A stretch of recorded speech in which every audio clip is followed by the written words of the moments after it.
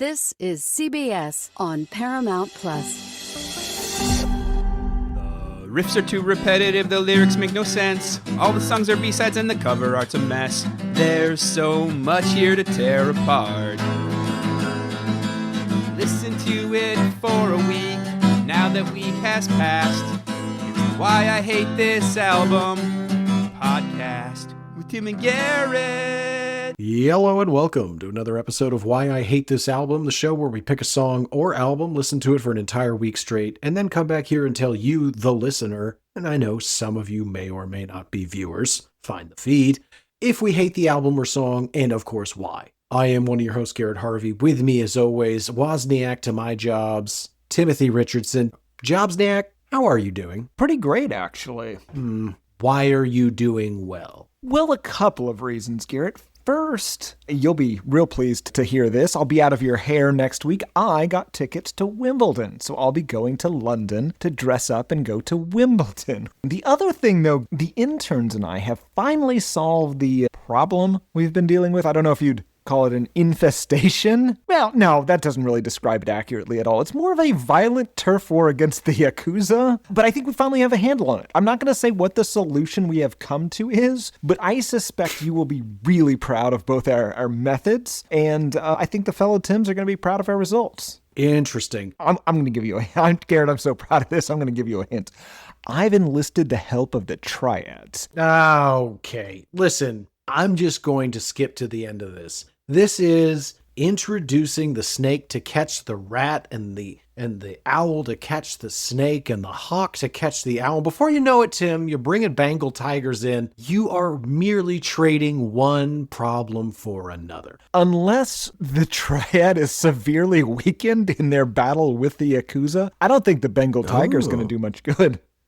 No. Okay, I apologize for even trying to give you a metaphor. What are you giving the triads? Well, they actually only ask for a future favor. So I'm probably, listen. See, now that could be anything. I know, but it is probably just like helping somebody move. So that's a pretty good deal. deal. I hate to help someone move. That's true. You're that's doing true. it. Not well. I don't know, Garrett. I don't have a truck. God damn it.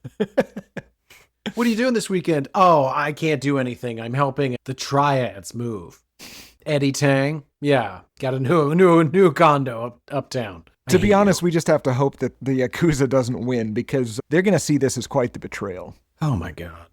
I was going to ask, what started this feud? Do you know? I want to use my words very carefully and then we must move on, but it is important, folks. Apologies, but you don't know what kind of mess Tim has us into. I've got dudes dropping out of the shadows, trying to assassinate me, shuriken flying across the room. I am just trying to lead a normal adult life. It's all pretty cool.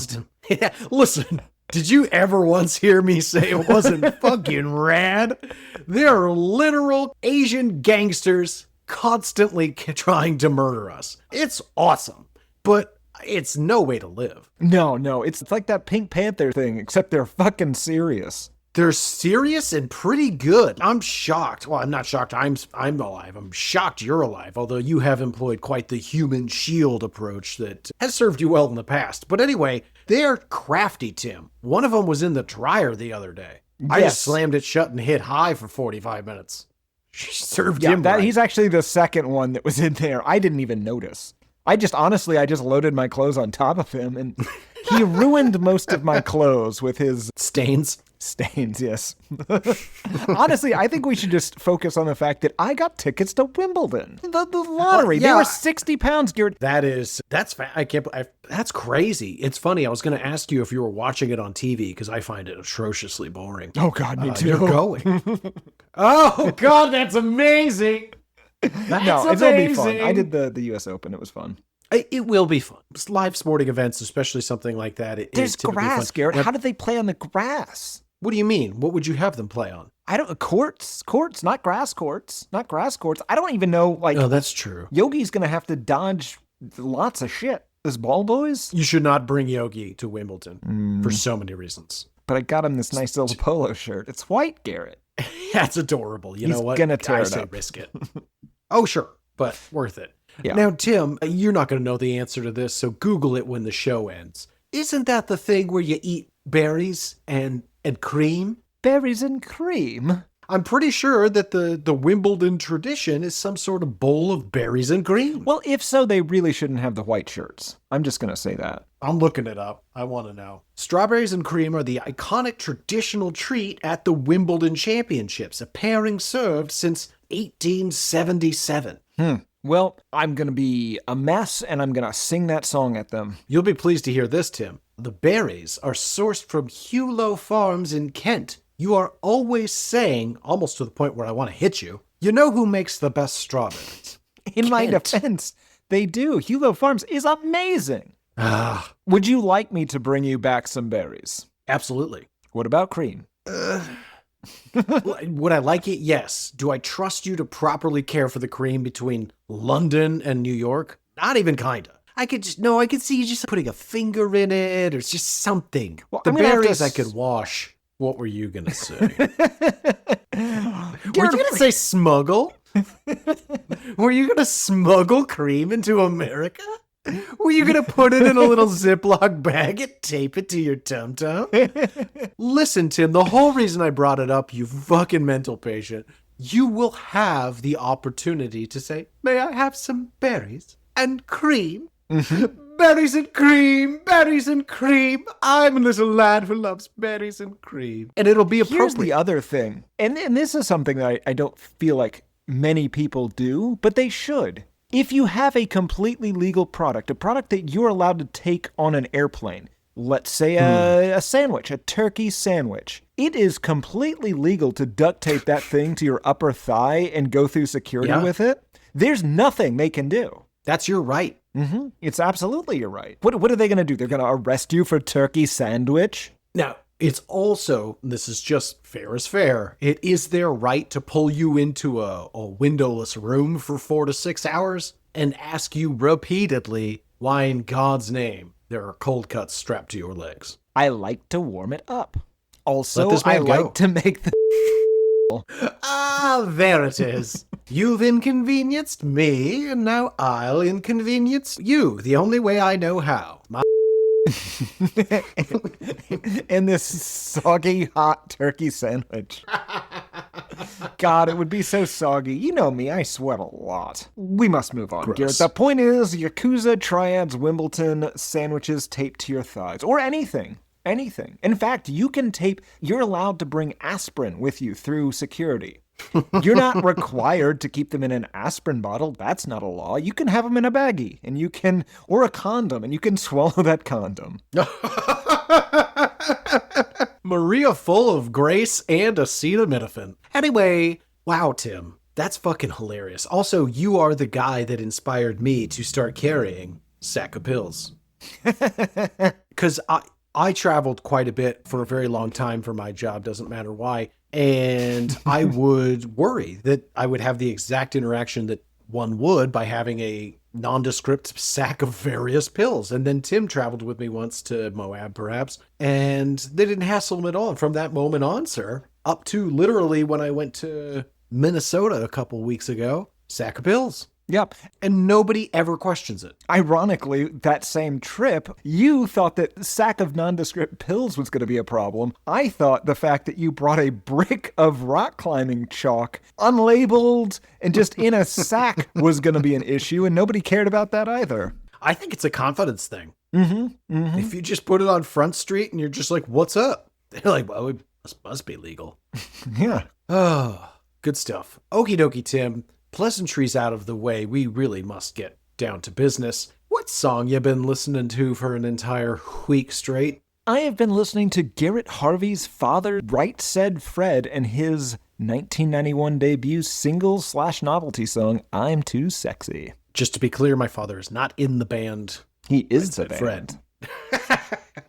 Gross. No. Tim, after an entire week with I'm Too Sexy by Right Said Fred, not my father, do you hate this song? Oh my no, Garrett. I kind of like this song. It speaks to me. Listen, as a person of German heritage, and we're going to say this a lot, these guys somehow not German, but it has a very German feel to it. It reminds me of being in Germany because everyone acts like this all the time. It's very European, yes. Yes. What about you, Garrett? Do you hate this song? Oh my, no. No, this song rocks. It rocked in 1991, rocks now. The difference being is I haven't heard it in about 33 years. Should go to Germany with me more often. I shouldn't. What you do there is not for me. I just don't like museums. Tim loves them. Also, Bad Reichenhall, fantastic. Spa town. Okay, sure.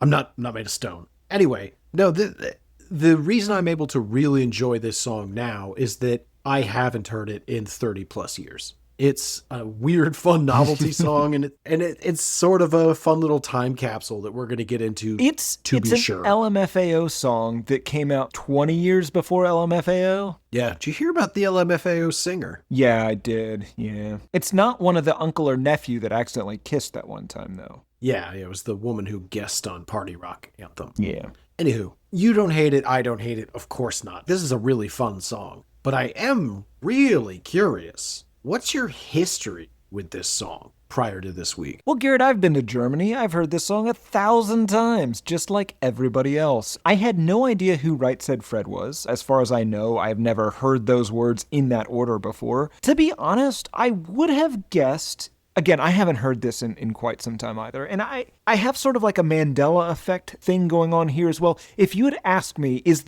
is Shaggy involved in this in any way? I would have guessed yes. Now, obviously, their voices sound nothing like Mr. Boombastic, Mr. Boom Boom, but I would have sworn to you that he was somehow involved in this. Maybe he did a cover. Maybe Shaq is Sinbad. Am I just an idiot? Who knows, Garrett? I would have sworn to you that Shaggy was like, did the chorus or did one of the verses as a guest star or something. But he doesn't. He is completely uninvolved. What about you, friend? Have you heard this song before? Is CERN messing with your time stream? Do you remember the Monopoly man wearing a monocle? Did you think Curious George had a tail? I don't remember whether or not I thought that monkey had a tail. I would assume he does because he's a monkey. He does not? Well, that's terrible animation. Anyway, the idea that the Monopoly man doesn't have a monocle is confounding to me. I'm not even going to get into that with you. Obviously, you're just trying to rage bait me. I'm just saying you also think that somebody is messing with the time stream, but only in very minor and inconsequential ways to slightly irritate people, right? Well, you ever see that movie Sound of Thunder, Tim? No one has. No one has. I have, though. I think you're thinking of the sight of lightning. What is that? Ed, God, what is his name? Norton. Nope. Harris. Less good. Nope. Less good. Less God, good. What is his name? Have you really not seen the Sound of Thunder? I have no idea what it is, no. Oh my God. We are totally watching this tonight. But first, we have to watch 1998's Godzilla. Godzilla will be the second movie this evening. A Sound of Thunder is based on a short story by Ray Bradbury, which would be awesome. Unfortunately, it is a completely Ed Furlong. Crazy Ed Furlong. No, it's Ed Burns. Is it possible it used to be Ed Furlong? Anyway, Ed Burns, Ben Kingsley, Catherine McCormick. It's terrible. It's about time travel and how if you even step on a butterfly, then it has these ripples through time. And I don't know why it's called A Sound of Thunder. I guess the sound waves, it's unclear. It's not the point at all. In fact, I don't even entirely remember how we got started on this, but this movie's horrible. Listeners, write in. Should we do it on the show? Garrett, have you heard this song before? Yes, I have. There is no Mandela effect with my memory of this song. I remember it coming out. I remember singing every word of it. It was oppressively popular. Even at 8 years old, I was like, you know what? I'm ready to be done with this. But something else, Tim, I remember this so well for two reasons. One, because it struck me as so odd that multiple very different styles of music were all incredibly popular at the same time. Absolutely. I will prove that in a moment because I went digging. And we had just moved out of what I would call potentially a maybe lower middle class home into what I would definitely call a middle class home. And that middle class home had an intercom system. So you could talk to each other in different rooms. It sounds like you were quite wealthy. Let me finish. That Never worked. But what it did do is my parents could turn on the radio in the kitchen and force everyone else in the house to listen to whatever they wanted in your room. And so that happened for a while. And at the time, I had to listen to basically top 40 radio because my parents would listen to it and I couldn't turn it off. And so I went digging to go see what were the top 10 from the Hot 100 the week of February 26th, 1992. And it is the craziest combination of songs, if I may. Some of them people aren't going to know. That's okay. I'll really only hit on the ones that people should. Number 1, To Be With You by Mr. Big. People should know this song. If you don't, Google it. Number 2, I'm Too Sexy. Number 3 is I Love Your Smile by Shanice. Then Diamonds and Pearls by Prince. All for Love by Color Me Bad. Don't Let the Sun Go Down on Me by George Michael and Elton John. I wonder who the sun was in that metaphor. Remember the Time by Michael Jackson, which is crazy. And just behind that, Tim, Smells Like Teen Spirit by Nirvana. It's a good list. We should do most of those. Also, we should start looking at what the top 5 to 10 were around the time these come out. It's very interesting. I used to do it for the show, and then I turned over all history to you and the interns. But it's especially this week, what a crazy mix of popular music. Yeah, it was a weird late 80s, early 90s was bizarre. Because you also have metal in there. I mean, this was released around the time that the Black Album came out. As you said, it's released around the time that Nevermind and 10 came out. Michael Jackson was in there, fucking Madonna. Yeah, it was crazy. I actually had a hard time picking which week to give you the list from, because I basically started when I'm Too Sexy started to chart, because this thing came out in the previous year by several months and slowly climbed to number 1 in early February 1992. That's nuts. Yeah. Okay, anyway, that's my history. That's your history. That is to say, one of those histories might be made up. Before we can talk about the song, we need to understand a little bit about the men who made it. And I'm legit curious. I did not look anything up because this band has always been a mystery to me, because the flame burned so hot in the early 90s and then gone. So Tim, take us on a journey. Help me understand. Who is or were Right Said Fred, and how in the world did this song come to be? Right Said Fred, terrible band name, is made up mostly of two brothers, Richard Peter John Fairbrace, born in Kingston upon Thames, Surrey, England in 1953, and Charles Bernard Fairbrass, born in Dartford, Kent, England in 1956. Somehow not German. I have no idea what these boys did as children, but eventually they grew into adults in the 1970s and would eventually look like Howie Mandel made Sweet Love to Vin Diesel, and they had twins together. They also kind of look like if you took Mark Strong and dipped him in Vaseline a little bit. Oh, God. I liked your first one better, and that one was still a nightmare fuel. Yep. The two brothers played together in a few bands, including something called The Actors and some other nonsense. Dick was in a relationship with Stuart Pentry, a BBC makeup artist starting in 1982 that he had to keep secret for at least a decade. Maybe more on that later. Dick also played bass in a bunch of people's bands, including Boy George, noted cookbook author and future guest on this show. Dick also played the role of the bass player in the 21-minute short film Jazzin' for Blue Jean, which was made to promote David Bowie's Blue Jean in 1984. That film would somehow be David Bowie's only competitive Grammy win during his lifetime, further proof that the Grammys are meaningless. True. Richard would play bass for actual David Bowie songs and some Mick Jagger music in the 80s, whilst Fred was cast as a guitarist in Bob Dylan's 1987 musical drama film Hearts of Fire. That film was originally written by Scott Richardson, then rewritten by future Basic Instinct writer Joe Esterhaus after the production company said that Scott Richardson was and I'm quoting here, baby writer. The film was directed by Return of the Jedi director Richard Marquand, and sometimes is thought of as the film that killed him, as he would die of a stroke before it was released. This film is hated by everybody, including Bob Dylan. The Bowies also decided that their shoulders, they were a little too skinny and their shoulders were a little bit too round, so they opened a gym in London, or at least managed a gym in London. That's going to be important later. So important. In 1982, the two fair brass boys decided to form a band and make mediocre novelty songs that would be weirdly popular a single time in the US. The song of the week is their only song that ever charted in the US. They named themselves Right Said Fred after Richard made his little brother change his name to Fred after the 1962 novelty song Right Said Fred by Bernard Cribbins, which was produced by George Martin. Now, this song tells the story about three moving men who try to move a large piece of furniture, possibly a piano, it's never specified, but it also might be a pipe organ, into an apartment, eventually having to dismantle the thing, demolish part of the building, and take a number of tea breaks before giving up like some sort of goddamn Mr. Bean sketch. It's unclear why this song would have been made or why anyone would name themselves after this, but that's what happened.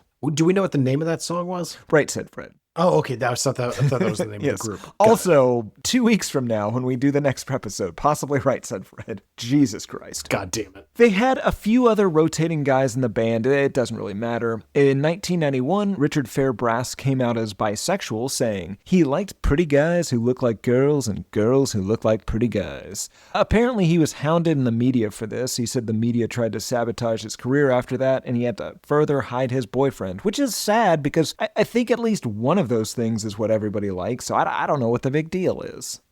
Despite this, they released the Song of the Week as their debut single in July 1991. It was apparently about the gym that they owned and the various narcissistic douchebags that populated it. It was originally recorded in more of a rock style. The internet describes it as indie rock, but I can't imagine that.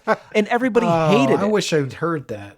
I don't think it's available for hearing. Maybe it is, but I did not come across it. But they were shopped it around, and literally everyone hated it. All record companies that they sent it to were like, absolutely not. Finally, some record suit guy named Guy Holmes got his hands on it, and he also hated it. But he put it on in his car, and some of the people that were listening to it liked the song's hook, and so Holmes suggested they make it into a dance track. So they got DJ Tommy D, who did some electronic stuff, and their guitarist threw in a riff from Hendrix's Third Stone from the Sun, which the boys didn't realize because they were not music fans at the time at all, and had no idea where the line came from until Hendrix's estate threatened legal action. Not to spoil anything, but it does become a hit. You already spoiled it. Everybody knows. They released a few more singles before their debut album, Up, released in 1992, which did well, but definitely not as well as the Song of the Week. In 1993, Right Said Fred released their second album, Sex and Travel. In 1994, Richard Fairbrass was the joint winner with Mandy Smith of the prestigious Rear of the Year Award, celebrating the British celebrities with the most attractive buttocks. He would pave the way for such notable man-asses as Daniel Radcliffe, Andy Murray, Robbie Williams, Tom Hiddleston, and one of Garrett's favorites, Idris Elba. Incidentally, his co-winner, Mandy Smith, was probably best known as the Rolling Stones bassist's Bill Wyman's child sexual abuse victim and eventual wife. Bill met her when he was 47 and she was 13, although they would not go public with their relationship until she was 16. According to Wyman's autobiography, and I'm quoting him here, "She took my breath away. She was a woman at 13. Also notably, Bill Wyman's son, Stephen, would go on to marry Mandy's mom, Patsy, eventually making Bill Mandy's step-grandfather. This is after they'd already divorced, so it's all nice and legal. Still very weird. Yes. After winning the Ass Award... Wait, does that mean at one point he could have been his dad's father-in-law? I will have to diagram that out.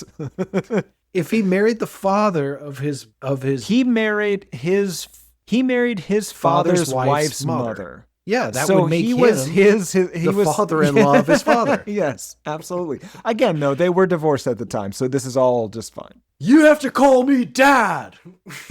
You have to call me dad. That's almost an 80s sitcom. Call me dad. Well, given the proclivities of the 1980s, absolutely was. In fact, I think this all happened in the 80s, so it was all fine. After winning the Ass Award, Richard would go on to pose for full frontal nude photos for something called For Women magazine. That is decidedly for men. Yes, well, the thing is, Garrett, after he got all that ass confidence, and he was like, hey, how about this dick? If you like what's back here, you should see what's up front. It's a dick. Well, yeah. Spoiler alert. Right Said Fred released Smashing in 1996. After seeing the horrors of 9/11 from across the pond, they released Fredhead on October 23rd, 2001, which was followed by Stand Up in 2002 and For Sale in 2006. In 2007, Richard went to a gay rights rally in Red Square, Moscow to commemorate the 14th anniversary of the decriminalization of Russian homosexuality, where he and some other guy were violently assaulted by ultra-nationalists and then arrested by the Russian police for getting the shit kicked out of them. As happens. Didn't they make it illegal again? I don't know, probably. Stay tuned, America. In 2008, Right Said Fred released to be clear, I realized the way I phrased it made it sound like I was super on board with criminalizing homosexuality. I'm not. I'm letting you know to be prepared. Might come up. Yep.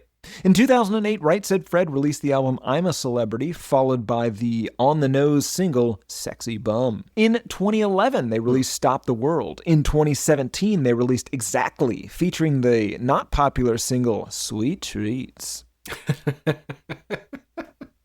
Gross. After Richard was hospitalized for COVID, the band spoke out against COVID lockdowns, masks, and against the COVID vaccine, with Richard saying that the vaccine was a scam. I'm quoting here, "This vaccine is only for experimental use. I'm absolutely not going to have one now. I've had a bit of COVID. It wasn't too bad. I was a little breathless. I felt very tired." Now, he was, of course, hospitalized for several days. They continued tweeting about this with things like, "If you feel stupid, just remember there are people depriving themselves of oxygen to protect them from a virus they're just going to inject themselves with later," which, top to bottom nonsense. That's maddening.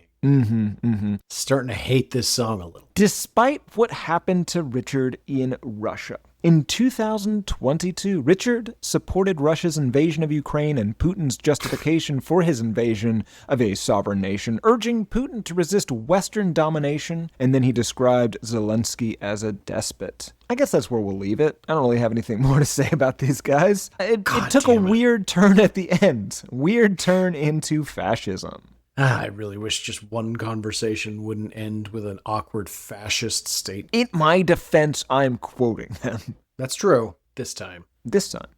Great history, Tim? Peace and chaos be upon you. Yeah, I guess. History done. Let's move on to the song itself. Before we talk about it, let's give everyone a hot taste with Right Said Fred's I'm Too Sexy. I'm too sexy for your party. Too sexy for your party. No way. And now, Garrett, let's hear some of that apologetics parody version, I'm Too Stressed. Huh? Just to go to church. Too stressed to go to church. Going just makes it worse. The last part of that, it seems to imply that God is lazy in requiring prayer. Yeah, kinda. It's a weird take. I mean, it's not their best work. I think what they're saying is that the lazy man would imply that he's too busy for prayer and that God should just read his thoughts. So it's not something they want you to do. They want you to pray, Tim. Okay. It is They not want their you to best. say your hopes and dreams out loud to God. You literally hate it when I do this whenever we're falling asleep on our respective couch beds. I do hate it when you say your prayers in front of for so many reasons. They're loud. They are loud. He's so far away, Garrett. No, I know. Please don't take me through it again. Most people say their prayers and go to bed. At worst, they get into bed and say their prayers. You seem to get into bed, wait some length of time, usually correlating to what I like to call twilight, and then begin screaming your prayers. I'm not screaming. I appreciate the inclusion, the well-wishing, the prayers on my behalf. I don't appreciate what seems to be veiled comments on my personal physique disguised as prayer. Please help Garrett to spend more time focusing on his calves. Sure, they're defined, but they're disproportionate to the rest of the leg. Is not a helpful prayer. If you want to think that, that's fine. If you want to say it to your personal God, sure. But I don't want to be an audience to it. Garrett, No, you brought it up. We're going to do this. Garrett. What? That last part What? was just disguised as a prayer. I was letting you know what you need to work on. Poor I disguise. thought you knew that. Poor disguise. Also, your lats. How dare you? Listen, you've got the Listen, lady shoulders my now. calves- Your bilateral torn rotator cuffs. Yeah, but I'm augmenting with high reps. They're not small. Rock climb with me, Garrett. I can't. They'll rip like paper. They sure will. They sure will. I think I have an advanced form of arthritis most people go to a doctor to get treatment for. Maybe you've got some sort of rheumatoid arthritis. Yeah, no, that's been bandied about. Check those HLAs, Garrett. I won't. That's smart. If you don't know, it can't be true. I get it. This guy's heard of medicine. Okay, Tim, where do you want to begin? It's a dance song. It feels very European. Yes, it feels very German. It feels like something that would be on Eurovision in yes, 2009. It is definitely a novelty song. It's dance pop schlock. Again, it's a one-hit wonder.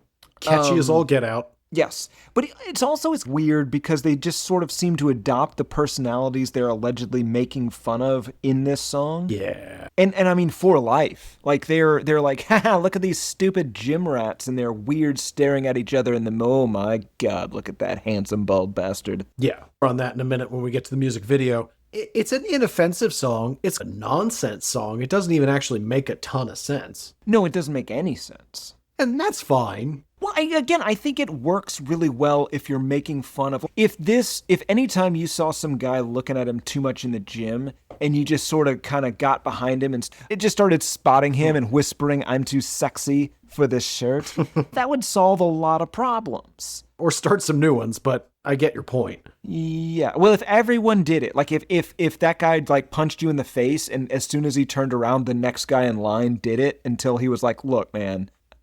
I can wear a shirt that has slightly wider shoulder straps on it. I admit that this is weird now. If I can see your nipples, it's not a tank top. Hard disagree, Garrett. I would argue it's not a tank top unless you can see nip. I think perhaps I didn't understand the point of your story. We just don't need to see your nipples. No one does. You get to. Back to the song. There's really not much more to say, honestly, without getting into the lyrics. What do you got? How are they not German? Yeah, that's a fair question, Tim. And I have no great answer. I would have guessed, not knowing much about... I knew it was called Right Said Fred, and I knew they were brothers. I would have guessed German, maybe Belgian. No, not Belgian. Maybe. No. Maybe. You know what? Maybe Belgian. Maybe Estonian. Yeah, I feel like a lesser so German. Oh, listen, I'm just trying to give you alternatives to German. We all agree this is the most German-y song ever. Mm-hmm. Well, except for that one.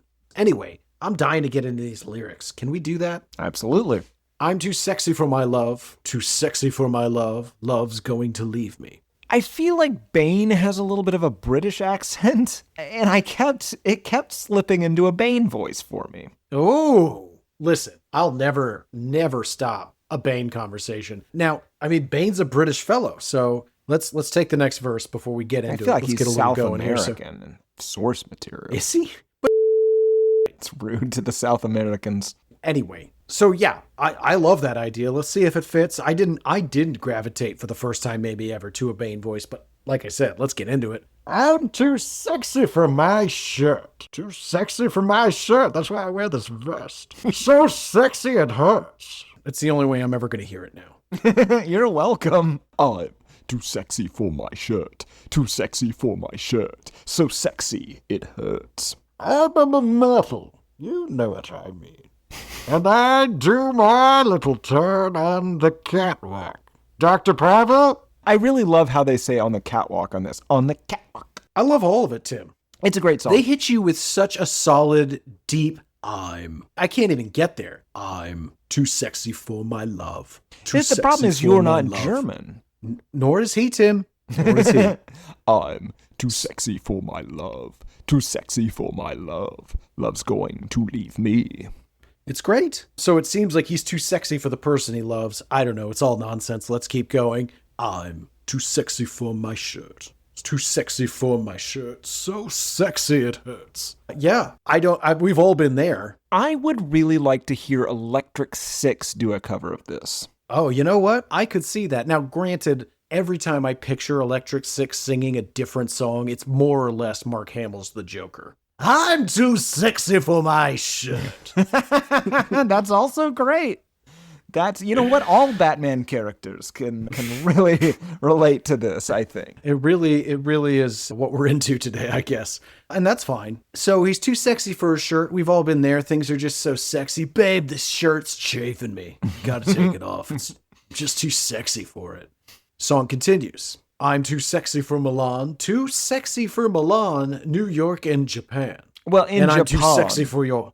Yeah, New York and Japan. I'm too sexy for your party. Too sexy for your party. No way I'm disco dancing. Now this really does start to feel like some Franz Ferdinand shit.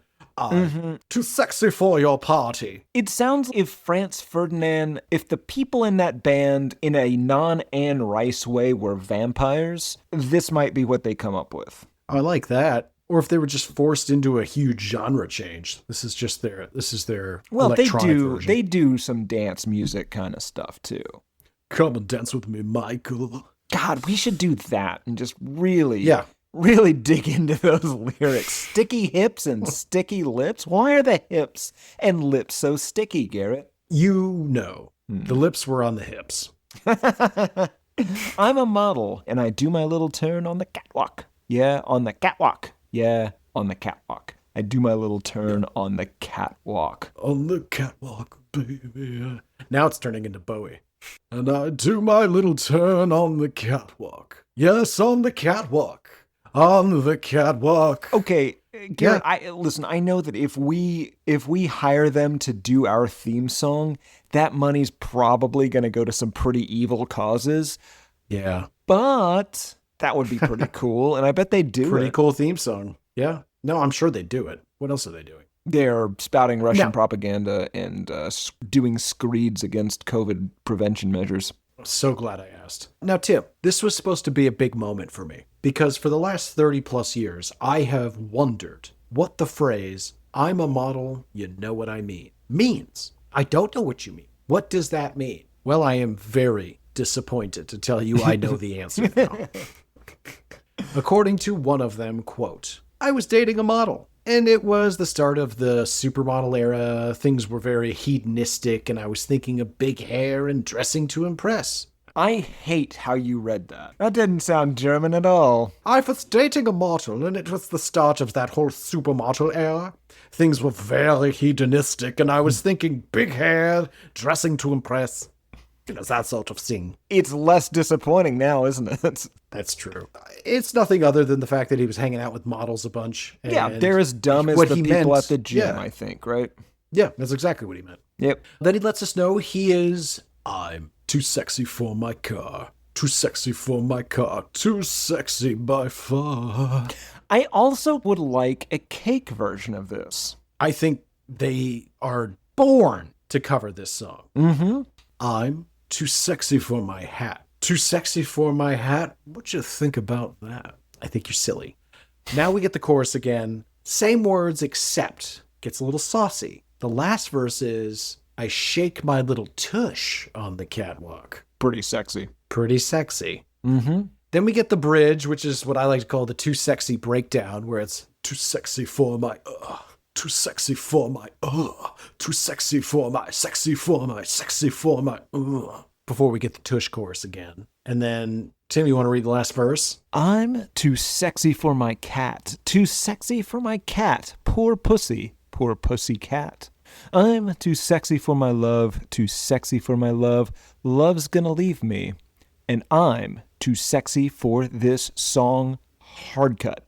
Hard cut. Great outro. Mm-hmm. That's how it's done. That is how it is done. None of this slow fade out on the chorus or the refrain. Hard out. Song over. We have finished the playing of the song. Please leave. Honestly, I would not hate that at concerts. That would be phenomenal if they would just tell me if you're done. Mm-hmm. Just tell me if you're done. Why am I guessing? This is not a Marvel movie. I'm not watching any credits. Why am I waiting around? Just play the last song, you cunt. Or say, I've got to go take a piss. I'll be back in 90 seconds. That's great. I'll hang out. You can come back and do that. Here's another thing we could all do at concerts. What if there was a big sign that said, quiet please, no shouting to the audience, and then the band, and this is key, play it at a reasonable goddamn volume?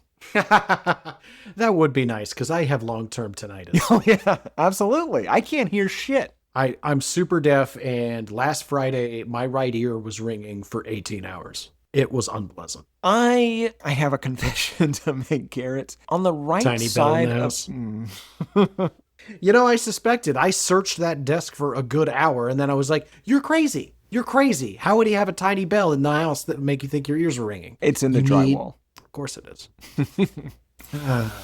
And let me guess, this wall is, yeah, made of cake. Fantastic. Fantastic. You put a bell in the wall and you replace drywall with cake. It had to have been more effort to make the cake. I didn't make the cake. Okay. Your Honor, I have no further questions. We must move on. That brings us to the music video, and it's total chaos. Absolutely. Garrett, both of these guys look like how Jim Rash imagines himself. If you were going to cut to some sort of fantasy sequence of how he imagines himself on Community, you would hire both of these men to both play him simultaneously. It is funny that you zeroed in on Jim Rash. I will give you my version of what you just said. You remember that Teenage Mutant Ninja Turtles 2, the one where they learned the secret of the ooze? Oh, absolutely. Super Shredder came back in that one. Fantastic. To me, Super Jim Rash. Oh, I love that. Yeah. It's Jim Rash who's gotten all covered in ooze. Mm-hmm. And he's come back buff and ready to party. This time, mesh shirt, mesh tank. I also Let's get straight to the mesh of it. Hold on. If you dipped David Hasselhoff in Nair, he might come out looking like this. Like head Very to possible. toe. Yeah, not now, but in his heyday. Sure, absolutely. Of course. But yes, I agree. Let's talk about the shirt. It's this mesh tank top thing that it's so shocking, Tim, that this is the music video that taught me shirts could be mesh. Garrett, Till then, I did not know it was possible. This is a style of shirt that should not, and as far as I knew, did not exist outside of Germany. This is the German shirt. It's crazy. You must get a wild suntan if you wear that thing out.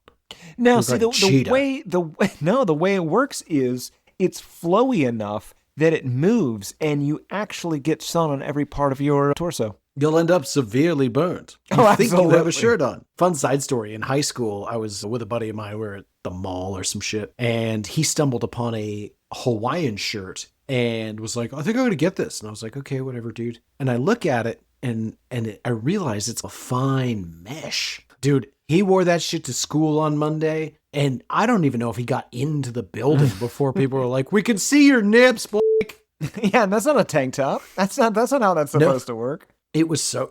Okay. It's a callback, folks. That's how you do it. Please don't explain the joke. We're getting you new tank tops this weekend. When you get home from whatever it is you're doing, allegedly Wimbledon. You'll see me on TV probably. If you watch it, which Interesting. You won't. So just assume I'm there. Or if you do watch it, who knows if the camera will pan over to me. All right, back to this music video. It begins with what I call a mix of behind-the-scenes footage of the music video we are actually watching. And suddenly there's a lady dancing, I believe she to be a model, at the camera. She's wearing clothes. That seems like a silly distinction to make, but you'll understand in a moment. Then we cut to the band who is dancing at the camera. And then all of a sudden... it's not the band, it's just the two brothers, right? Yeah, that's an important distinction that we haven't really discussed, but it really lays itself bare in the music video. It's really about the two brothers. They're bald, they're wearing mesh or no shirt at all. There's incomprehensible ties incorporated, and they're flexing and singing and dancing and doing all the act outs of the song.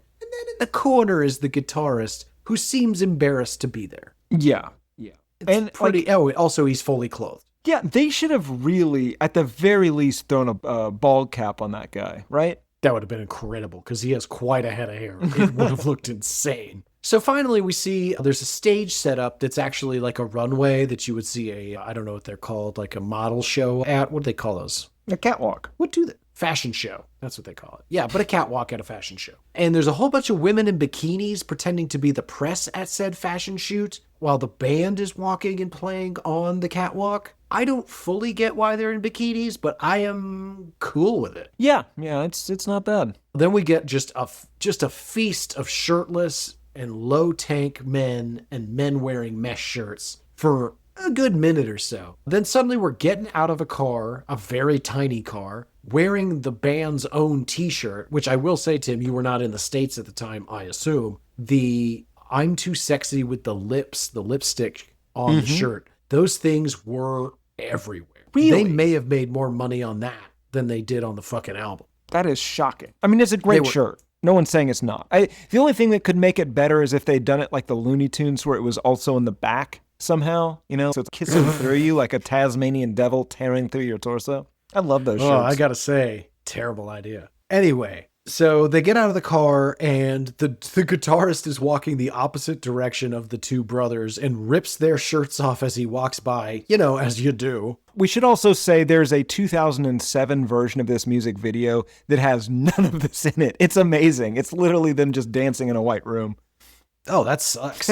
Yeah. Well, the ladies are still there. Yeah, this is... So it's still pretty cool. Okay, well, that's pretty cool. Yeah, so they're walking down the street somewhere in England while these women in bikinis take photos as though they are the paparazzi. There's a ton of hilarious dancing at the camera while the women take photos with intercut footage of, was that Notre Dame? Is that what I was seeing there? Notre Dame? Maybe an Italian square? I don't know. There was a church at some point. I don't know churches. Mm. Then we're back on the runway. The brothers are wearing crazy leather and mesh and nothing at times. The guitarist is sitting not on the runway in a leather jacket next to the stage looking down. It's unclear why they felt the need to do this as brothers, right? Let me throw this out there. Just as a hypothetical. So you have a brother. He's a bit older than you. Okay. Yep. But let's say that you were in a band with him. And you're being a heterosexual man. And your brother, GHB we'll call him, is like, hey, so I have come up with an idea for a music video for us. And this is what he comes up with. Are you just like, we're not going to kiss, right? It seems like you're trying to engineer a scenario in which we kiss. Now, we also noticed that I'm wearing a mesh t-shirt. Yeah. Could we get something more solid? Less speed holes? No? Okay. Great. Great meeting, everybody. We're going to go with the mesh and leather. This is how a Toadies album comes about. No one knows what you're talking about. That's such a deep joke. I barely got it. Took a sec. Excellent. Anyway, yeah, I get what you're saying. It's actually something that's sort of employed with women more often than I care to see, really at all. Yeah. But like where you'll see two sisters provocatively pose together. This happened a lot in the 90s, early aughts. And yeah, it's weird. They're related. What are we implying here? Mm-hmm. I don't want to have a threesome with siblings. No. Hell, it even hit mainstream culture. You remember, I love football on TV and twins. Remember, and twins? Yeah. The implication was always just, why fuck one lady when you could fuck a carbon copy of her, right? And they'll be together. Loved the Carl Pilkington bit of just if you're going to have something different, have something different. It's so weirdly perfect. Mm-hmm. Yeah, well, I'm not going to go have the same thing over and over. I would have had that. Try something different. I don't have pasta, and then the next night I have more pasta. I have a taco. Something. I love your Carl Pilkington. He's so fancy. That is the exact opposite kind of British man. That's true. I don't remember what it sounds like, so I just went with something. Back to this music video, they pile into a comically small car that we saw earlier, but this time it's even better because the brothers are up front and they've crammed that poor guitarist into the back seat. They go driving about while wearing an oversized hat. Get it? Small car, big hat. Very funny. Then we see the cat that he is too sexy for before she turns into a woman with a tail in a leather or possibly latex catsuit. And we get more stage dancing. It's a pretty involved music video. It's utter nonsense. Oh, sure. But they put in way more work into this than they did the song. Yes, they probably could have gotten away with just them performing this on the catwalk. Yeah, which is, in all honesty, one of their other music videos for this. It's ladies being painted and then sprayed with water, and then these two idiots dancing in, I don't know, uncomfortable ways. How did I not find this one? It's not good. It's like the 2007 single re-release version or something. It's not worth your time. You watch the good one. Okay, take your word for it. Tim, that brings us to How Did It Do? So I'll ask, How did it do? Really well. This is certified platinum in the US. It was a #1 single on the US Billboard Hot 100. It was also a #1 single in Australia, Austria, Canada, Ireland, Luxembourg, and New Zealand, but it only hit number 8 on the Swedish Sverigetopp-listan, number 15 on the Finnish Suomen Virallinen lista, and number 19 in the Dutch. However, it was the 79th best-selling song of the U.S. in the 90s. That's incredible. They must have made a shit ton. That's what they're doing whenever the fuck they feel like. They had to have made a shit ton of money. Well, no, they're praising Vladimir Putin and his decision to invade a sovereign nation. Oh, right. But we do that, so it's okay. Not us, not you and I. I don't do that. Do you do that? Well, no, we don't do that, but the country that represents us does. Oh, yes. Also, your other podcast, Vladimir Putin is a swell guy, the podcast. Doing way bigger numbers than this one. I'm sure it is, Garrett. We tried to court the alt. Well, I tried to court the alt-right, and you wouldn't let me. And as a result, we're wallowing in, whatever this is. You should have courted the Russian alt-right. No. Tim, what do people think of it? Well, there are 113 total Amazon ratings, 4.5 out of 5 stars on average, 73% 5-star, 3% 1-star. The first is by Lynn A.H. It's called Cheeky from 2014. I like this song because it's from happier time in music when people could take a joke. This song is just plain old fun, 5 out of 5 stars. Would people be offended by this song today? I don't think so. I think muscular people would, because Don Buchanan, also from 2014, if you want to feel like a fool momentarily, no matter how muscle-bound you are, this is the song. Late 80s health kick. This is how we teased ourselves. Smiley face, 5 out of 5 stars. I know. I think he felt it was all in good fun. It was how they learned to not take themselves so seriously. Also, I was around for the big 80s, health craze of the 80s into the 90s. God damn it, dude. So many juicers and wheat germ and fucking fat a week, jazzercise, sweat to the oldies, thigh master. Our parents were fucking idiots. Wait, mine were. Yeah. Just buying any old dumb, stupid shit. We had stationary bikes, ellipticals, just everything you could possibly buy. Yeah, I remember we had real. An elliptical in Saudi Arabia that nobody ever used, because who's using ellipticals, or home ellipticals anyway? Yeah, I mean, the only time I've ever used an elliptical machine is either in between something else that's more strenuous, or because I'm severely injured, and that's all a doctor will allow me, or my body will allow me to do. Yes. Any other reviews, Tim? Well, Garrett, I went to YouTube. Super Flu is 88 1 year ago. And before I read this review, there is a response. My dad used to sing this to my sister and I. He passed away a few days ago, and my sister put this on to write his obituary. Can't help writing something in honor of him. I love you, Dad. Rest in peace. So, not at his funeral, but to be inspired to write his obituary, his daughter put on Right Said Fred's I'm Too Sexy. That's how much this man was associated with this song. He used to sing it to him. Lilliard's, also 1 year ago. My parents used to blast this and jam out. Both have passed away. I wish you well in life progression, smiley face. You'll find your person that you are too sexy for, and they are too sexy for you someday. Which is great, because it's very clear that they read that review and they're answering it, right? It's clear that it's intended to be, it's not a mistaken thing. It's intended to be to them. But you'll find your person that you are too sexy for, and they are too sexy for you someday. Don't worry. I know your dad passed away, but you'll get married one day. What's happening? Yeah. I know you're feeling alone with the only man in your life passing, but don't worry. Someday there'll be a new man, and he can be your new daddy. Is kind of what that guy's saying. Not my words, to be super clear. Yikes. 957. This is from 10 years ago. And this one also has a response, to clarify. This song came up when me and my dad was in the car. 3 mens of awkward silence. To which Kevin Larson, 1522, also 10 years ago. Okay, it's because he suspected you knew he was gay, or he knew you were gay. But that's okay. Many of my friends are gay/bi. I tend to stay far, far away from the ladyboys, even though I have a son and a penis. Wait, what? I don't know, Garrett. I do not know. Kevin Larson, certified maniac. Yeah, and addicted to ladyboys, obviously. Come on. Listen, guys, we can get Italian, we can just get fast food, whatever you guys have time for is fine. I just need to know that everybody we eat with is aware that I stay away from ladyboys. Mm-hmm. Huh? That's how out of left field that was. Yes, absolutely. God, and how is that a response?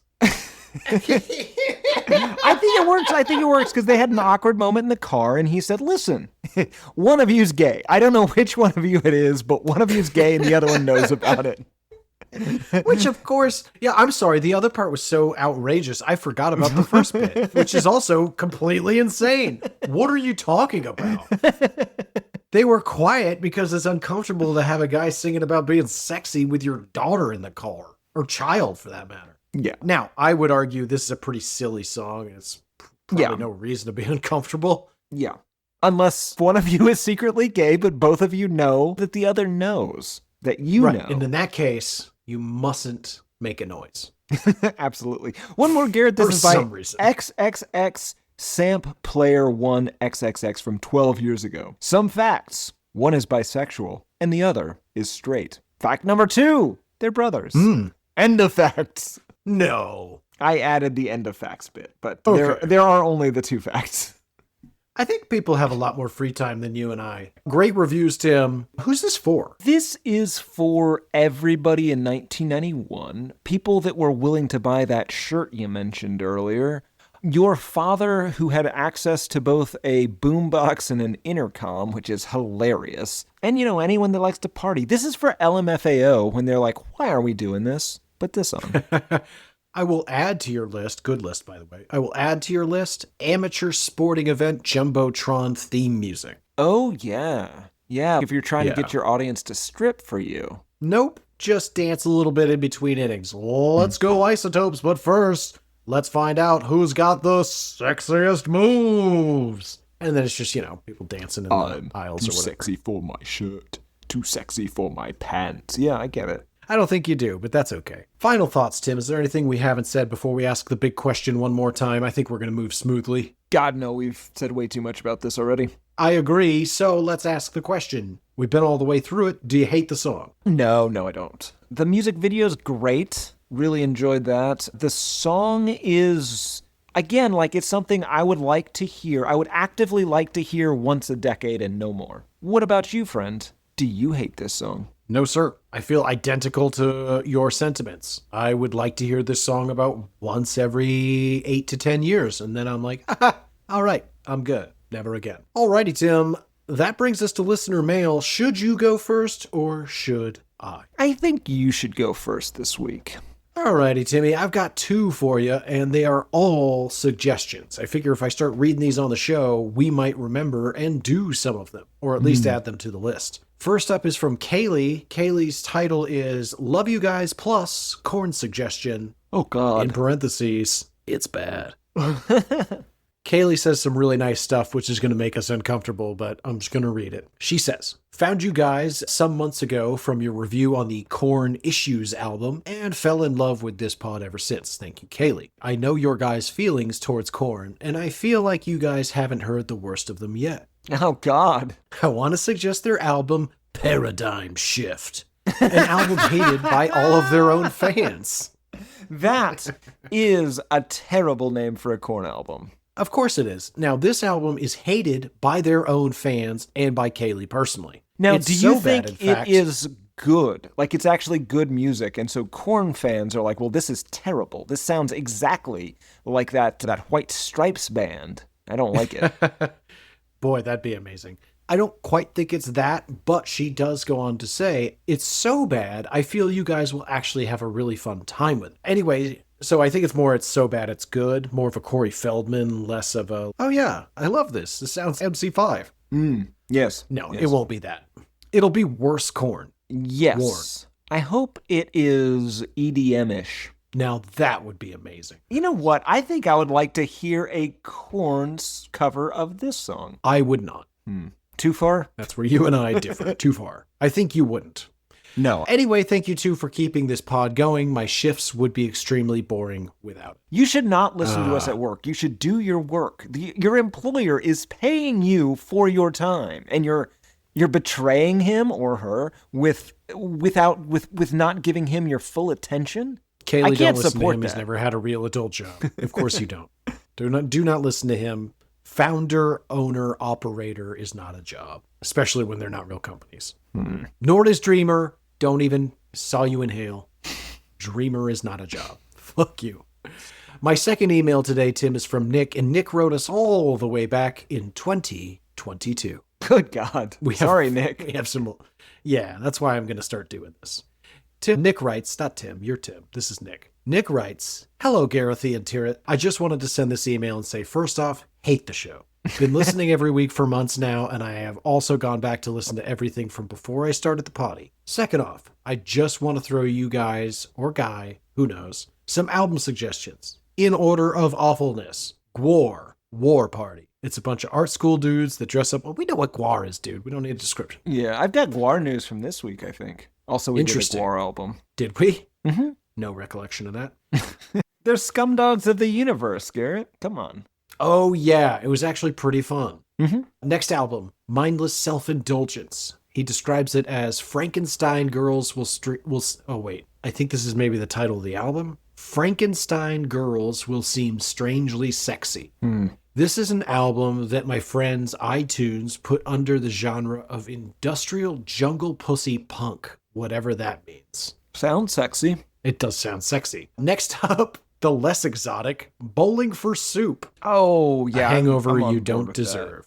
And last for now, also a great suggestion, Fozzy. You remember Fozzy? No. Yes. Okay, so this is the rock band that's fronted by a wrestler. It might be Chris Jericho. Oh, we do need to do more wrestle rock. Rest Rock. Yeah, we get those suggestions quite a bit. He says, and last for now, Fozzy. I have no idea what album, but it's the WWE wrestler band. Where could you go wrong? Anyways, thanks for doing the show. 5 stars for the cowboy lover. Batman is best dog, though. Keep up the hate. That is not Nick. true. He is the It is, second though. best dog in the He's the entire best dog. world. No, I'm going to start He beats flooding out the internet billions with of other... Oh, you want to do Dog War again? I'll do Dog War. Dog Off? Dog Off! No. I will remind you who won the last Dog Off. That's true. I will admit that, but I don't believe legitimately. Wow. I mean, listen. Wow. Listen. They allowed mail-in voting. We didn't even make them do it in person. Nobody checked IDs. Who knows what could have happened? First of all, I'm listening. Stop shouting listen in my face. That was insane. That was 3 too many listens for being as close to me as you are currently. Also, how else were they going to vote, Tim? We set up polling places. There's an elementary school right across the street. Those were not official, and you were asked to leave. That's my point. am- They wouldn't. The government of New York City, the Big Apple, would not allow proper voting. It's bullshit. Let me see your permit. I don't have a permit, madam, but this is a dog off. This is our constitutional right. I'm going to have to ask you to move along. Move along, sir. Dog off. Also, I really think those voting machines were supposed to be air-gapped, and I'm 90% sure that Gino plugged at least one of them into the internet. So who knows who could have been in there? You even. I hate Probably that you. the term air-gapped is even remotely common term now. That's fucking ridiculous. We live in a fucking mockumentary of society. Anyway, those are the emails I made come out of the machine. Do you have any emails? I have one, like a normal person. This is from Eric, spelled like a Norwegian weirdo, called How the Bergen Buddies Got Their Groove Back. My buddy Daniel was over and got furious when I played a burned CD of Lou Reed's Legendary Hearts and had substituted in the Live in Italy versions of Martial Law and Betrayed, saying I was disrespecting Lou. We were both a bit tipsy, and as soon as Martial Law came on, he said these things. And then he started shout singing that part of Cohen's The Future when he says, "Repent, repent." I thought it was funny at first, but then it just continued and his voice got louder and louder until I could hardly even hear Lou, and a tempest of emotion filled me from within. The Chance continued as if he was in a trance until he chugged his glass and then chucked it through the window. I was reminded at this point of the time Don't Look Back when Dylan got mad that somebody threw a glass in the street, but I dared not approach the situation in his image. Dylan was loud and aggressive, and I was no Bob Dylan. I awoke the next day, my heart and window shattered, with beer bottles and pizza boxes scattered on the floor and Daniel nowhere in sight. He had slept on my couch because I dared not tell him to go in the state he was in, both for my own sake and for his. He had kept me awake for hours, reciting all the lyrics to The Gift and carrying on a monologue about Elvis Presley, but now he was gone and there was no note, nothing left of him, only my shattered window and the scattered beer bottles and pizza cartons. It would be almost a week before I heard from Daniel again. He came to my studio apartment, carrying with him 4 6-packs of Carlsberg, which was his normal way of apologizing, because he would never say sorry outright, but rather make light. That night, he only mentioned the repaired window in passing and asked if it hadn't been funny when he threw a glass out of it the one time. It was just like in the movie You Don't remember Look that? Back. It was just like in the movie Don't Look Back, he said. And then he put Dylan in the Movies by Belle and Sebastian on at my stereo and cracked a beer. I would never turn down a buddy, and I would never turn down a beer, so I grabbed one as well, and we started drinking. We had such a good time listening to Belle and Sebastian, the Libertines, Bob Dylan, and finally, the man whose fault this all was, Lou Reed himself. And this, dear Tim, dear Garrett, is how the Bergen Buddies got their groove back. Thanks, and God bless. 5 out of 5. No, there's no grade. I'm sorry. Well, that's weird. Tim, I'm starting to understand why the Norwegians don't find us funny. Yes, because they're... What goes for a goof over there is a punchable offense here in America. Yes, I At know, least it is at because the world headquarters. they're my style of goofs, and I am often bepunched. Yeah, please don't get blackout drunk and hurl glasses out our non-opening windows that are very high off the ground. Nothing about that is fun for me. That's fair. Great email, Tim. That is to say, very lengthy and weird. So Norwegian. So Norwegian. Shout out to our friends in Bergen. I was just talking to a guy today that used to live there. That is very strange. Anyway. How about, I feel like we need to come up with something like the Bergen Buddies. The Big Apple Boys, Yeah, I hate that. We could just take the Bergen Buddies and tell these I two like assholes that. to go fuck themselves. Eric and Daniel, you're no longer the Bergen Buddies. That's us. Yeah, copyright. Oh, I love copywriting things that people claim was theirs and clearly was. Yep. You want to tangle with the Bergen boys, that's your choice, but you go it down. God, I really like the idea of stealing. Yeah, That's I used funny. to steal a lot of people's ideas and file patents on them. I know. Call that the Elon Musk route. Now, just in case, Tim, just in case they've already trademarked it somewhere, and I don't know whether Norwegian law is taken seriously on the international scale, but let's pretend for a minute it is. I would like a more Tim and Garrett style. Bergen Boys is good, but it's a shame we don't live in Brooklyn. Writes itself. How about the best friends? Ooh, I don't know. Bergen Boys, kind of tough. Rolls off the tongue. And certainly, if you were like, hey, I'm Tim, this is Garrett, we're the Bergen Boys. People are like, oh, that's cool. If I'm like, hey, this is Tim and I'm Garrett and we're best friends.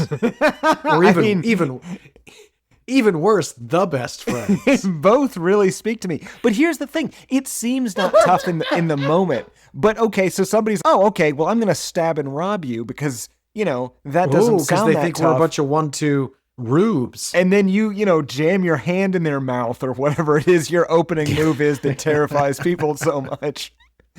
Situationally specific, sir. But I got some moves. I'm going to say it's generally just that. So, ladies and gentlemen, it's very hard to rob somebody without. Jesus, we're going to bleep part of that. Go. Okay, we're going to probably bleep that. I'm sorry, what did you want? Oh, not so curious about my wallet anymore now that you do. Would you like that back? Sorry. Good stuff. Anyway, it's fun to live here. We must keep moving. We talked about I'm Too Sexy about 40 minutes longer than we should have. That brings us to music news of the weird tip. Should you go first or will I? Again, I think I'd like you to go first this week. That is suspicious, but I'll do it. Music news of the weird. In our least interesting but maybe weirdest story of the day, Tim, we all you know can't claim that this- already? Well, maybe you can. I said Go ahead. maybe. All right. As we're all aware, Taylor Swift got married this past weekend as we record this episode, curiously at Madison Square Garden of all places, in a reception Terrible estimated venue. to cost, I don't know what they were thinking, kinda tacky. Anyway, estimated to cost roughly $20 million. And that's, all very strange, but it gets a little weirder. As you would imagine, Tim, there were several celebrities in attendance, but what I didn't expect was that celebrities would be taking part in the nuptials, as it were. The wedding was officiated by Adam Sandler. Oh, yeah. Paul McCartney took the stage during the reception to perform the classic I Wanna Hold Your Hand after Taylor's mother invited guests into the reception space, only to be revealed a stage had already been prepared and the Beatle was sitting atop stage. Now, and that's the first time he's played that in 60 years. Yeah, something like that. Something crazy, 57, 60 years, which is frustrating. Stevie Nicks played, but that's not nearly as cool to me. Still cool, but just not nearly as cool. Then Adam Sandler performed a song that he wrote for the couple, and now, I'm not joking. Now, Tim, I have left the craziest part of this to the end. He followed Paul McCartney and Stevie Nicks, and now Adam Sandler with a new song. It's not even the Hanukkah song. Tonight you're gonna get married. Shabba-doo. God damn it! I mock him, but I do like his songs. I thought he was going to do him. like the. Well, I that's would not like true. to see a remake of Wild Hogs starring Adam Sandler. Careful, Tim. He might hear you. That would make money. That's terrifying that you just said that. He has made some really bad movies. That's not the point. Tim, for some reason, everything I just told you has been the headline, the main attraction. But I focused on something very different. Something that I think is worthy of every headline. Because when you think about what I'm about to say, it's so crazy and self-indulgent and beyond what any reasonable human being would think is appropriate that you're going to think I'm lying. Here we go. Most shocking to me, both Taylor Swift and Mr. Kelsey wrote their own vows. That's fine. I like the classic ones, but whatever. You want to write your own vows? Great. I always write my own vows. Yes, you do. Each lasting around 20 minutes. With Taylor Swift choosing to sing portions of hers during the ceremony. That's...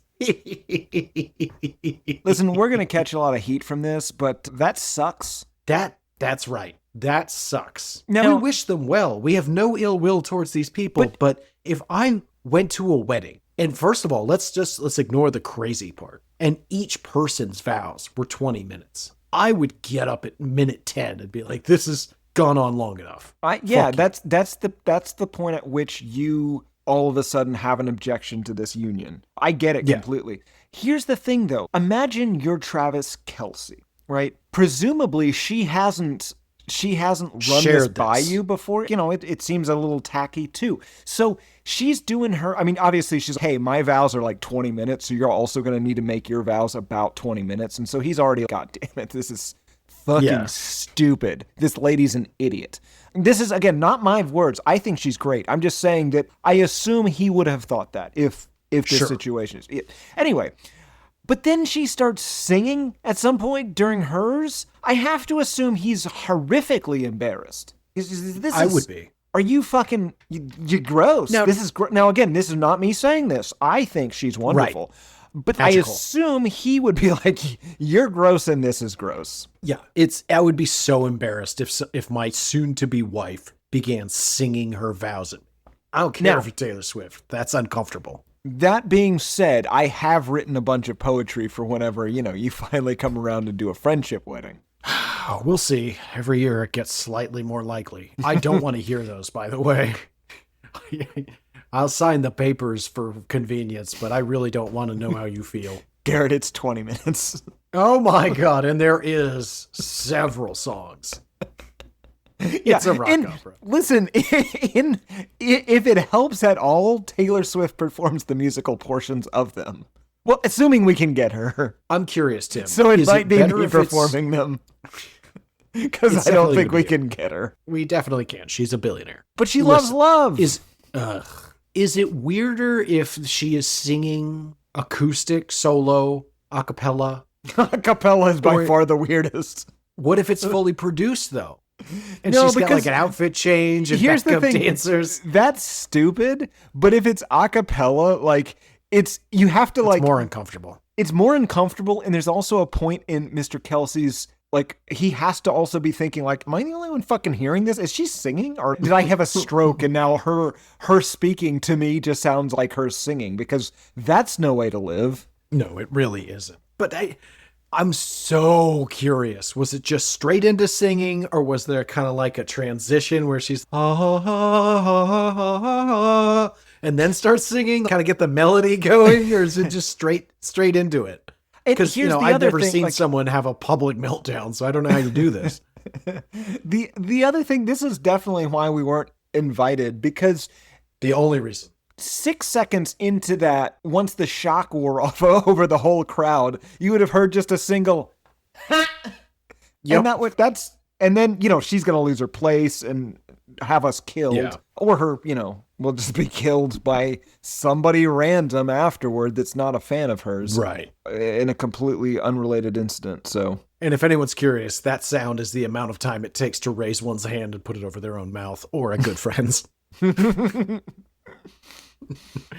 Because I would still be laughing. You're my everything. I want to cross the 10, the 5, and make a touchdown with you. Oh God, what if she tried to relate to him with football metaphors and he tried to relate to her with a little acoustic ditty? That's even better.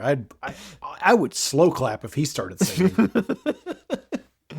Oh God. And I hope in the future there's no flags on the play, and that the replay shows that the runner's knee was not down. God, if I had ever learned the rules of football, I would join in. Be great if they truly become like kind of convoluted and like a little too detailed, maybe even Like she accurate, clearly but just like she workshopped them with John Madden or something beforehand.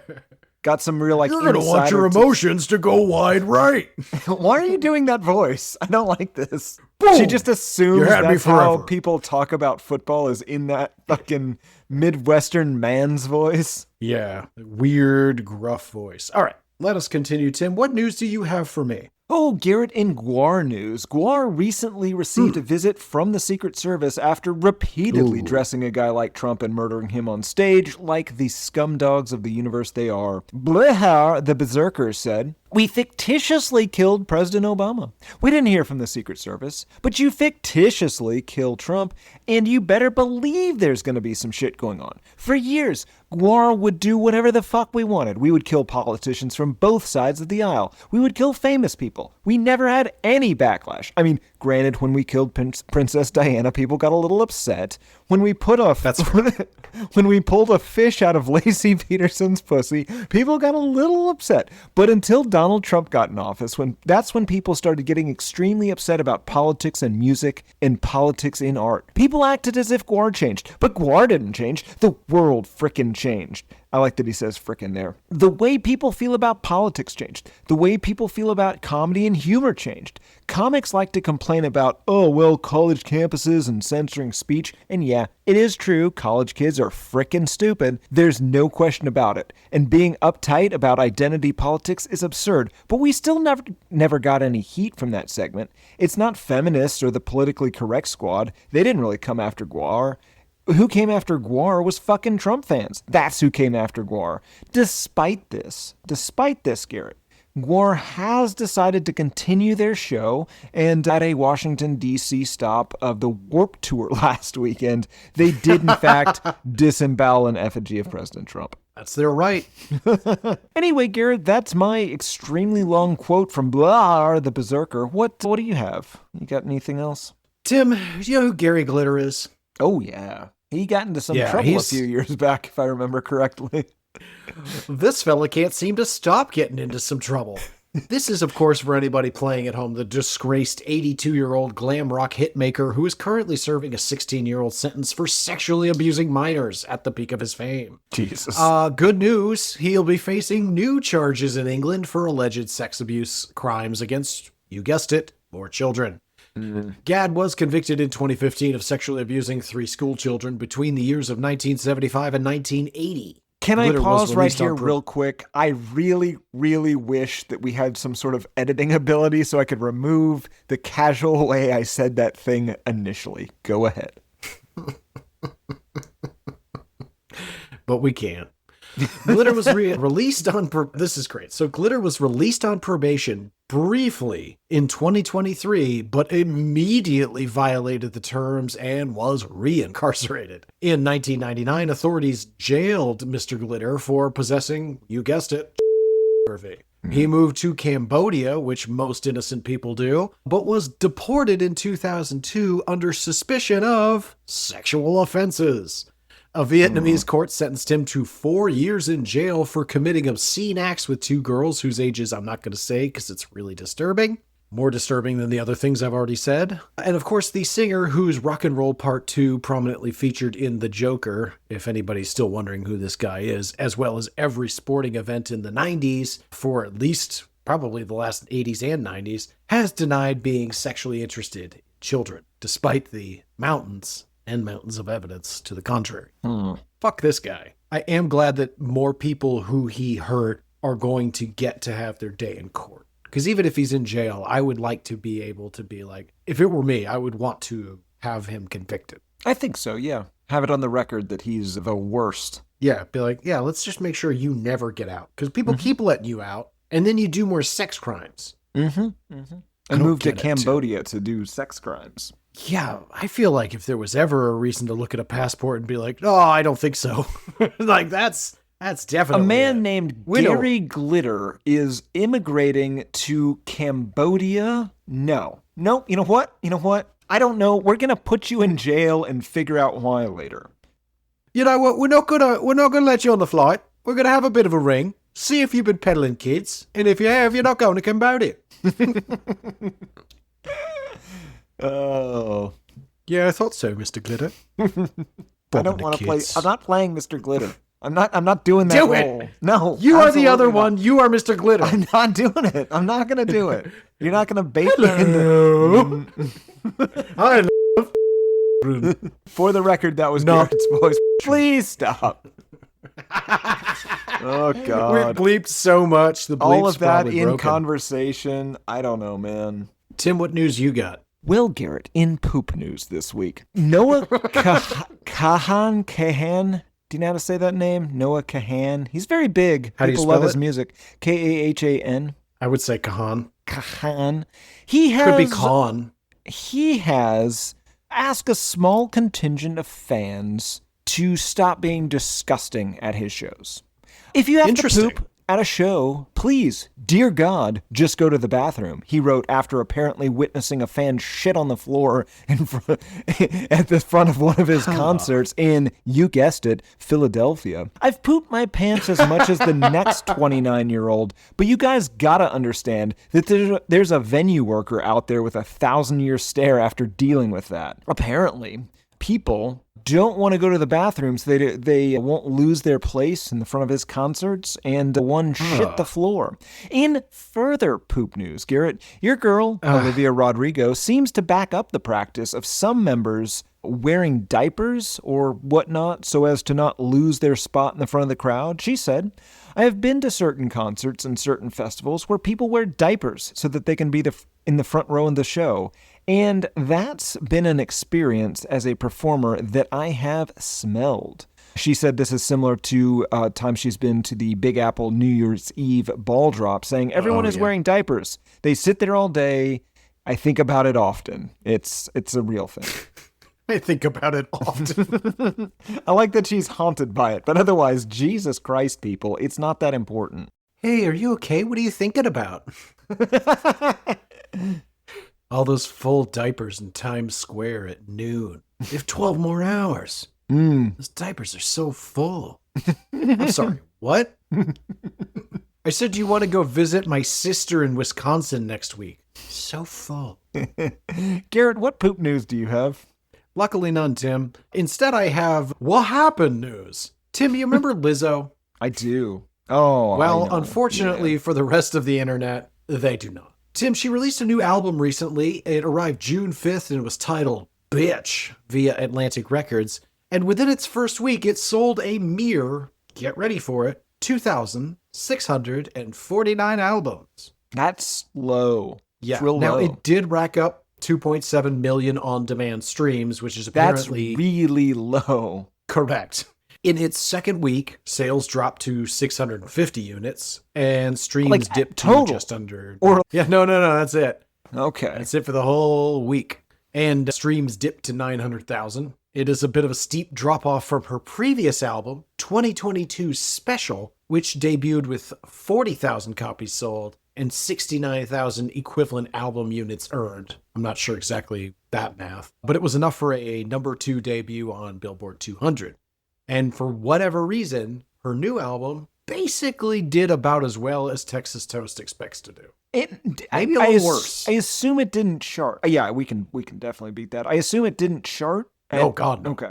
Well, I don't know. Nobody's selling. I am certain if you and I finish the Texas Toast debut album and put it on our website, I promise we can sell more than 650 units. Yes, it might sell slower, but I believe it will at least eventually sell more. Yeah, I agree. We'll be the tortoise. I mean, she ain't exactly the hare. It would be like the tortoise and the slightly faster tortoise. We are the slower.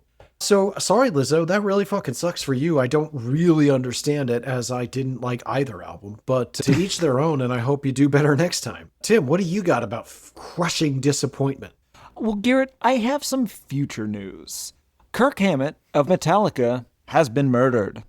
On June 13th, in Budapest, Kirk Hammett wore an apparent Taylor Swift shirt, although it was weirdly her eyes were creepily whited out, and upon moving his guitar revealed that the shirt said Taylor Swift is a CIA psyop, a sentiment that we at the Why I Hate This Album vehemently disagree with, but not because we fear her fans.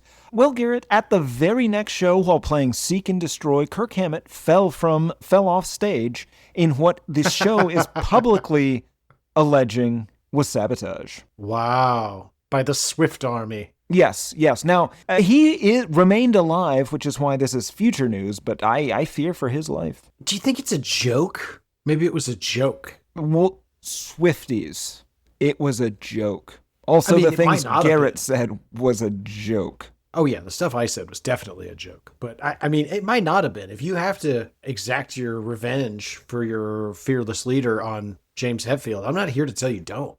We're definitely joking. I'm just curious if he's that stupid. I mean, it seems like it. Yeah, well, yeah. Taylor Swift is a CIA psyop. Listen, we all know it. We don't say it. Like, just the fact that she has spanned, like, I don't know, like a 15-year career at this point, and the very idea that they get away with a secret, let alone that secret? Okay. Yeah, it's not like at that time Avril Lavigne definitely died and then was replaced. Well, no, that was they had a replacement, Tim. Yeah, you can't replace It's way more believable. You certainly cannot. And she will not be controlled. If she wants to sing her vows, no matter how many people tell her it's a bad idea, she'll do it. What other news you got, Tim? No, I read the last bit of news, so I was going to ask you if you have other news. I do, Tim, and it's really more of a PSA, public service announcement. Now, Tim, if you were at a music festival and you were suddenly going to give birth to a human baby, I will tell you exactly what I would do, Garrett. I would wear a diaper to keep it in so that I could stay front row, and then play Mr. Brightside. I'm in labor. Delightful. The idea that it would be for that band, too, is very strange. No, this is important, Tim. Put on your focus hat. What would you do? There's medical tents usually. Probably go to one of those. That's a great first step. Maybe even you have kind of like a plan beforehand, knowing that you're going to a festival at a time where you may or may not give birth at any moment. Probably not do the thing that we're doing that day, I guess would be my ultimate goal. But I'm assuming we're well past that, so. Right. Yeah. You're there. You're having that baby, and your instinct as a man who's never had a baby let's head to that medical tent. I like your instincts. Let me tell you what not to do. Because recently, the body of a newborn child was found in a...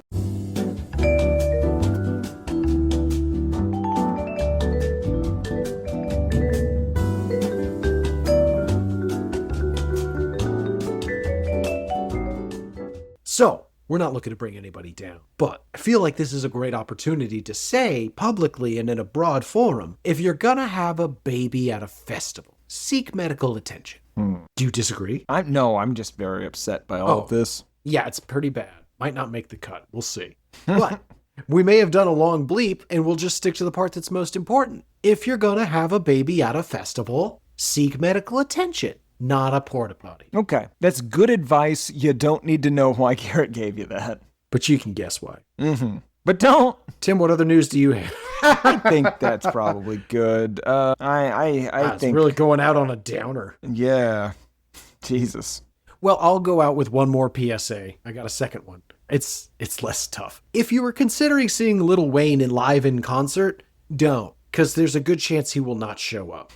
He was scheduled to play a show at the Bank, New Hampshire Pavilion in Guilford, New Hampshire last night, which is to say about a week ago, when fans say that he was supposed to show up at 9 Eastern to play, but it wasn't 9 in which Lil showed up, nor was it 10. It was 11 o'clock before Lil Wayne showed up, played for 1 hour, and then left. You don't get to do Tim. this anymore. This is late 80s, early 90s behavior. Now, believe it or not, it's actually an improvement over the previous performance. He apparently just didn't show up to a show in Maine a few days prior. And to this day has yet to be like, hey, super sorry you all showed up, went to a concert, and I just didn't go. Sorry. So yeah, fuck him right in his stupid face. Have some goddamn respect for people. Because even if they give you the fucking refund, you took your time out, you drove there, you got a babysitter, could have done something else. You Could have ruined my gone to the evening. And hospital to have this baby. But no, I went. yeah, and squatting over a fucking porta potty, hoping I don't fucking... How slippery are babies? I don't know. What if I drop it? So slippery. The slipperiest is the answer. All right, let us end the news segment because it's made me very sad. And this is the part where we announce next week's album. So Tim, announce next week's album. We are going to be doing a Gin Blossoms album. It's the one that came out in 1992. I didn't write down the name of it. Fantastic, an unnamed Gin Blossoms album. I wonder if it's the one with I'll Follow You Down. No, I don't think it is. We could do that one, though. Should we do that one? No, let's do the other one. You've made your bed, we're going to lie in it. Honestly, I think the other one has more singles we know, but I just don't remember what they are. Well, that'll be fun. Wait a minute, you're going to Wimbledon. That means that we're not recording next week, Oh, doesn't yes. Garrett is doing it on his own next week. it? He is not. So you get a Timless discussion Gin of Gin Blossoms. Maybe Gino will show up. I don't know, Garrett. I Can doubt you do it. an Italian accent? Neither can he. Gino, no. So yes, you'll get a Timless Gin Blossoms, and then when he returns, we will record the proper episode and we will compare the differences. And what we'll I'll do say the is exact same thing. we'll replace the Timless one with the one that has Tim in it. So if you're listening Ooh. to that one, just know You'll never know the difference. you missed the opportunity to listen to the Garrett only one, and that's your fault. I like that. It's got a little expiration date. Get it while you can. Yep. All right. Well, that'll be fun. But yeah, we're going to take next week off, I guess. Cool. That's going to do it for this week, folks. As always, you can rate, review, subscribe, do things that let other people know you like this and think they should like it too. It's quite helpful. Really, the rating, the reviewing, and the subscribing. It's no joke. Unfortunately, it's kind of the only thing we got, so please do it. You can find us on Instagram. That's hatePod. Twitter's album hatePod. I'm G Harvey Tweets. We've got subreddits, Discord servers, and basically everything you'd expect to have on the internet minus TikTok. In 2026, we've got it. So seek us out and you will be rewarded. Anyway, that's going to do it for me. I've been one of your hosts, Garrett Harvey. I have been the other Timothy P. Richardson, and you'd never know it to look at him, but Garrett P. Harvey inspired 3 separate characters from True Detective. Oh, that is true. It was the Colin Farrell, Rachel McAdams, and Taylor Kitsch ones, though. So it's... You didn't have to specify.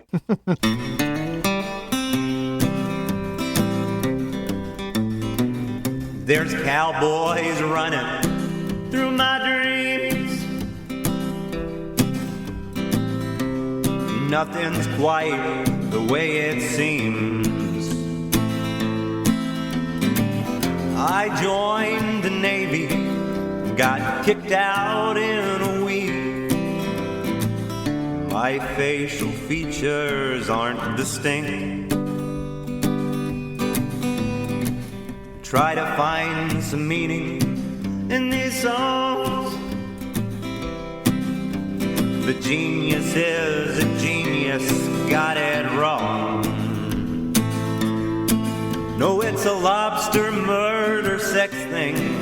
It's the bleaching of the rear. A full assault on both your ears. The riffs are too repetitive. The lyrics make no sense. All the songs are B-sides. The cover art's a mess.